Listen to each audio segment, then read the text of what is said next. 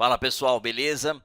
Nesse vídeo a gente vai falar sobre Continuous Integration, Continuous Deployment, Continuous Delivery e DevOps. Então, vamos entender como funciona isso e vamos tirar de vez a dúvida sobre o que é cada um desses conceitos. No primeiro ponto, a gente tem os desenvolvedores implementando a solução, desenvolvendo o código, desenvolvendo a aplicação, implementando o acesso a banco de dados ou a outros serviços, enfim. É aqui que está o desenvolvimento. Isso aqui pode ser desenvolvido através de um sprint, se você está usando o Scrum ou o Kanban, por exemplo, se vai usar algum dos conceitos do Kanban também. E depois que ele faz essa codificação local na máquina dele, então ele faz o build, testa, verifica que está funcionando. Se estiver funcionando, ele pode partir para a próxima etapa, que é ir lá no terminal e fazer o commit desse código. O commit do código é quando você envia, ou melhor, commit ainda não envia, mas ele submete o código para o repositório local, que pode ser um repositório Git, e a partir daí ele pode fazer o push e subir efetivamente para o repositório Git remoto. É nesse ponto aqui que ele faz o push. Terminou de testar, está funcionando, ele faz o push. Quando ele faz o push, o código é enviado para o GitLab, para o GitHub ou para uma ferramenta equivalente que a empresa estiver utilizando.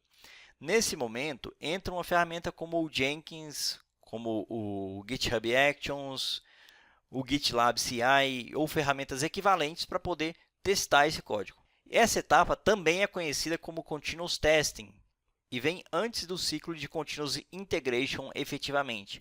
E o que acontece nessa etapa?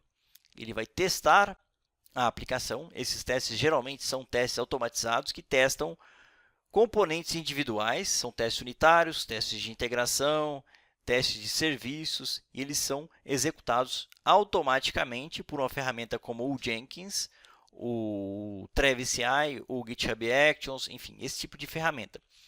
Estando tudo ok, a gente avança para a próxima etapa, que é a Continuous Delivery. Se tiver algum erro, o código é rejeitado e vai acontecer uma notificação de que o código foi reprovado e precisa ser corrigido o bug antes de avançar para a próxima etapa. Isso é feito automaticamente. E, inclusive, nesse ponto aqui, você pode integrar isso com o e-mail, pode integrar com o Slack e notificar o usuário. Em uma empresa que eu trabalhava, a gente tinha uma TV mostrando em tempo real esses builds acontecendo. Então, quando alguém commitava e começava o processo de build, a gente via o que estava acontecendo em tempo real. Outra empresa que eu trabalhei também, quando alguém quebrava esse build da Continuous Integration, ele tinha que pagar uma multa que a gente fazia para bancar as festinhas que a gente fazia, para bancar lanche, enfim, churrasco que a gente ia fazer na casa de alguém. Os quebradores de build colocavam uma pequena quantia em dinheiro em um cofrinho para depois a gente usar isso para pagar esses eventos. Beleza. Partindo para a próxima etapa, a gente tem a Continuous Delivery, ou seja, passou na integração, o código foi integrado, a branch principal, geralmente a main, e foi testado corretamente. Então, a gente pode ir para a próxima etapa, que é a release. Na release, a gente vai gerar os artefatos efetivamente. Quais são esses artefatos? São os arquivos executáveis, são os arquivos .jar, são as DLLs, esse tipo de arquivo que é gerado nesse momento. Pode ser também uma Docker Image.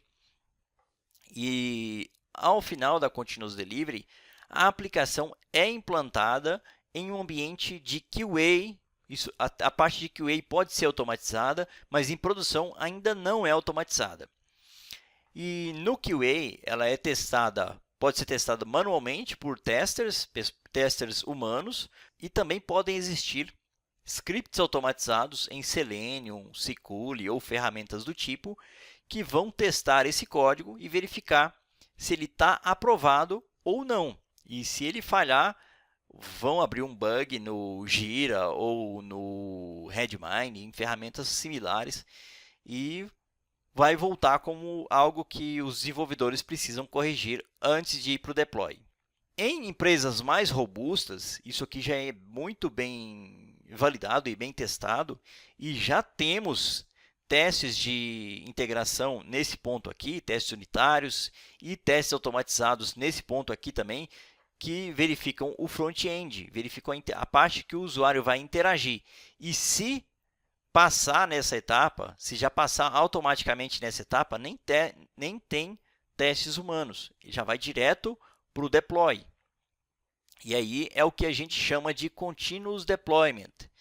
Se você pensar em empresas como Netflix, empresas como o Spotify, utilizam isso daqui e fazem esse continuous deployment de forma totalmente transparente. Então, eles fazem centenas, dezenas ou até milhares de deploys diariamente. Inclusive, se você quiser aprender a construir esse tipo de arquitetura que permite testar automaticamente de forma simples e prática, eu tenho duas sugestões para você, que é conhecer os meus treinamentos de microserviços e de Docker. Neles eu explico duas ferramentas fundamentais para você fazer isso. E se você achou tudo isso interessante, tem alguns treinamentos meus, tanto de Continuous Integration, quanto de Continuous Delivery e Continuous Deployment, disponíveis na Udemy, a um preço acessível. E se você quiser se aprofundar, eu vou deixar o link na descrição.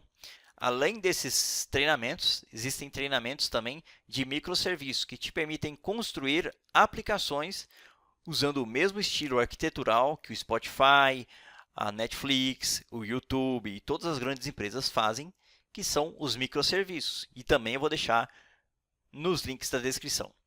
Beleza? E depois, ao final de tudo, se tem o Continuous Deployment, quando você chega na última etapa, temos o DevOps. O DevOps é quando a sua aplicação está em produção e nesse ponto, o que acontece?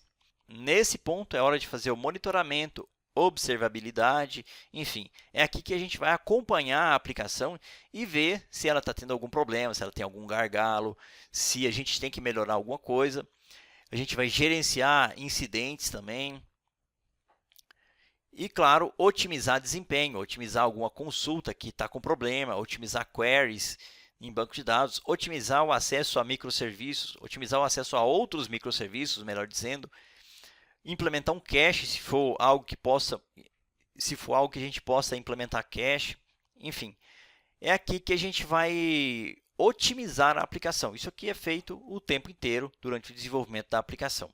Então, basicamente, não existe DevOps sem existir todas essas etapas anteriores aqui. E não existe Continuous Deployment sem que existam todas essas etapas anteriores. E assim sucessivamente. Perfeito, pessoal? Então, acho que esse é o quadro geral entre as diferenças entre Continuous Integration, Delivery, Deployment e por aí vai. Basicamente é isso. A gente tem o desenvolvimento ágil. Dentro do desenvolvimento ágil, a gente tem a Continuous Integration. E dentro de Continuous Integration também temos uma subetapa que é o Continuous Testing. E isso está incluso em Continuous Delivery, que está incluso em Continuous Deployment e que está incluso em DevOps. Então, dependendo do nível de maturidade, a empresa vai fazer uma ou mais dessas etapas aqui. Beleza, pessoal?